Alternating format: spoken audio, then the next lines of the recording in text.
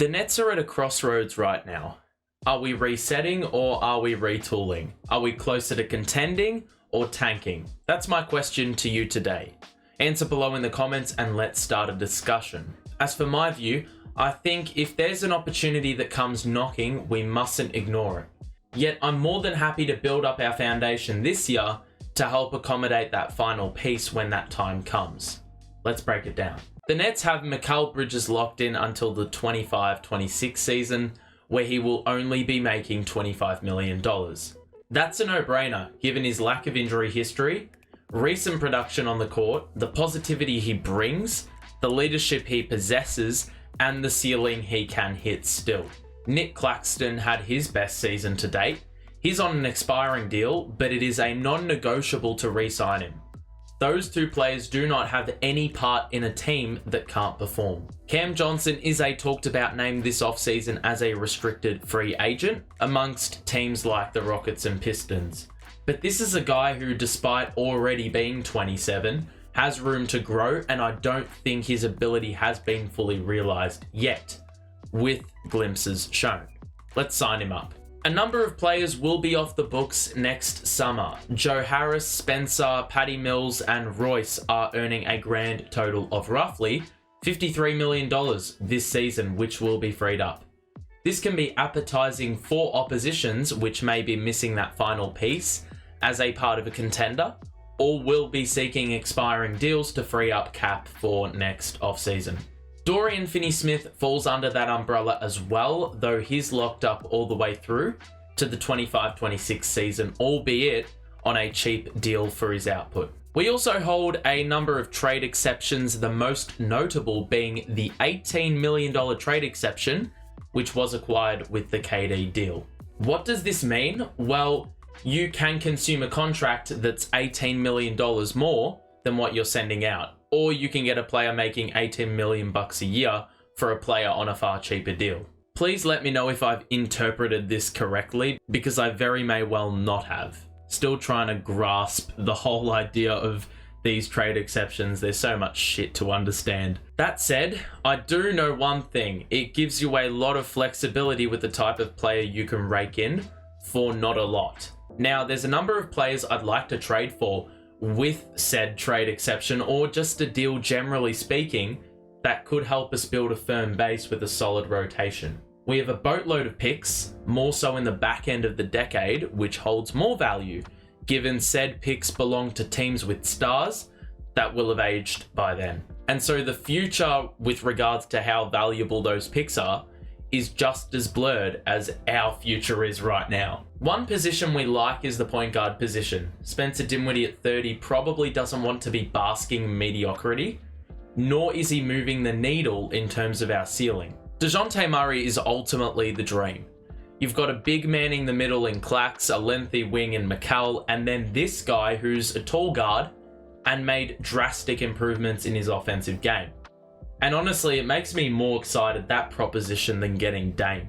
Timelines also align, and he's on the final year of his deal, so he's probably a bit more acquirable. You would have to pay him big time at the end of his deal, at the end of next season, but the Hawks also would be a bit scared he doesn't re-sign, so they would feel inclined to trade him with that insecurity hampering them. Tyus Jones, at a similar age, is earning $14 million in the final year of his deal, and he could be acquirable from the Wizards, who I'm unsure as to what their direction is. He's a tier lower than Murray, but is a very serviceable, efficient, and underrated point guard who looks after the basketball number one and makes the right decision number two. If we want to go a bit younger, Anthony Black and Jet Howard's arrival at Orlando has meant Jalen Suggs, Cole Anthony, and Markelle Fultz all would be having their roles questioned.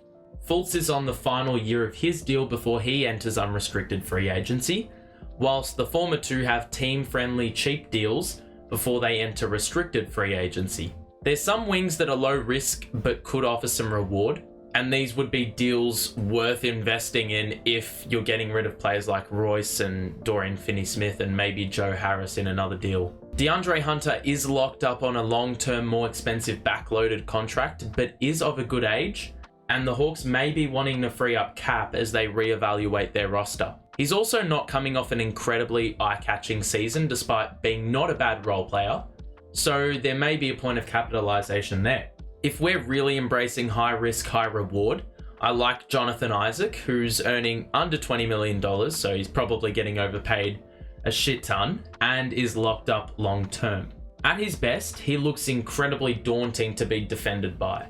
Yet we know how awful his injury history is, and we definitely have reason to have some reservations. If we're embracing a team that plays hard and is gritty on defense, these are some good picks. And look, if we want to shore up that man in the middle kind of position, I do like Mo Bamba, who has supposedly expressed his desire to go to the Bulls. That being said, he is affordable, he's a stretch big, he's got a pretty decent presence on the inside. He's definitely acquirable, it's just a matter of how likely, and I'm not sure whether the likelihood is that high. Look, this isn't limited to trades. We obviously have the open market as well to collect some handy role plays depending on the ingoings and outgoings. Here are some unrestricted free agents which could fill a void, have high upside, and would relish a new opportunity or increased role. I don't mind someone like a Thomas Bryant, potentially, who shot the three the best he ever has. He's still only 25 and he's pretty physical. Put in some really good minutes with the Lakers. Brook Lopez is a bit of a pipe dream, but I'd love to see what we could do with him in his second Brooklyn stint. Either staggering Claxton Brook or those two together. Clax guards the perimeter, Brook on the interior, and Brook can also space as well. A Lonnie Walker type also would be pretty intriguing as a scoring option, who had some good microwave scoring bursts. He shot the three well. He's also in that age bracket we've been eyeing. I do sense he could be a player like Malik Monk, who funnily enough obviously left the Lakers last offseason, and Lonnie Walker obviously is leaving the Lakers this offseason, obviously provided he does not get re-signed by them. And we saw what Malik Monk could do at stages with Sacramento, so that could be something worth keeping an eye on. This thinking is with the view that we will get a number of players off the books at the end of next season, and if you can get some good affordable pieces around Mikal and Clax, build a culture. Mikal is boys with everyone in the league, so you could go for a big name in 2024 free agency, obviously, provided the situation is ideal for these free agents. As we mentioned before, DeJounte Murray's going to be there, Jaylen Brown, Porzingis, Clay, Jrue Holiday has a player option, Sabonis, Siakam. There's some good names there. Probably not enough to get a title-winning kind of move, but definitely enough to move the needle. We've talked about patience and the willingness to slowly build unless an opportunity presents. This was reinforced with the emphasis on player development without making a move this offseason thus far. Our coaching acquisitions involve former UConn head coach Kevin Ollie, Will Weaver and Ronnie Burrell, who have been in the Nets system before as Long Island Nets head coaches, and that is without including Jay Hernandez and Corey Vinson, who in their past have been both immersed in player development at Charlotte and Phoenix, respectively. Adam Caphorn remains as the director of player development, and Ryan Foran-Kelly has been working vigorously with Nick Claxton over the years, which obviously we've seen the fruitful results of that happening. Our draft picks also embody this emphasis on development. Noah Clowney looks like a Claxton clone with length, good ability as a roller and rebounder, athleticism and defensive presence. He's also got confidence in a three-point shot, which he only shot at 28% at Alabama, but on 3.5 attempts, which is promising, also given his smooth jumper for a big. And then you've got Dariq Whitehead. He is in good hands despite his foot injury issues over the past 12 months. Dr. Martin O'Malley, who helped Karis LeVert with these kind of issues, he's on the case again for Dariq's recovery, and he'll aid all of that. So if Karis LeVert's case is anything to go off of, I think Dariq is very well positioned. He's a lengthy wing who is pretty versatile in the way he can score and where he can score. And he looks like a pretty decent decision maker, and he knows where the space is. He was pretty highly touted prior to injury, so that could be a steal of a pick at 22. Both of these guys are 18, so there's plenty of room to grow, literally in height and in ability. And then we can just cancel that development argument out, because we've got Jalen Wilson at 51, who some say is a bit of a sleeper pick. He is much older at 22, but he scored, and a lot, in the season just gone, with a very smooth looking jumper who did the basics right. He's got a lot of experience under his belt in comparison to others in the draft class, so that indicates that competitiveness we wish to play with this season. And we say all this without mentioning Ben Simmons, who is very, very much an enigma now.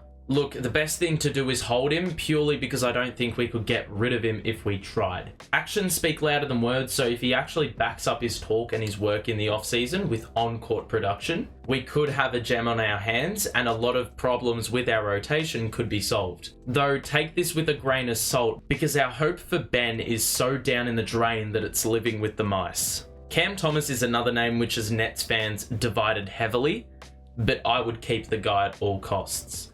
We need to integrate him correctly and find ways to capitalize on his abilities more effectively, which we couldn't seem to navigate through last season. And JV has the offseason to strategize an approach.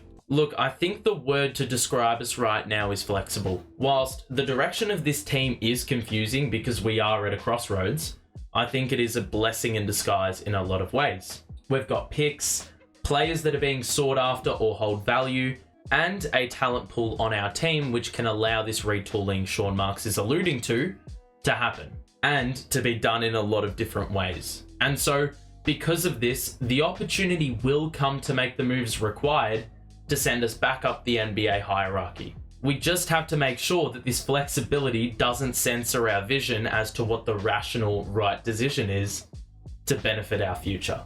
Share your thoughts on what I've grazed over, and anything that I've missed today or spoken of incorrectly, mention that too in the comments. If there is a Nets topic you'd like me to cover over the break, make sure to be transparent with that as well. Thank you, and have a great day. Bye for now.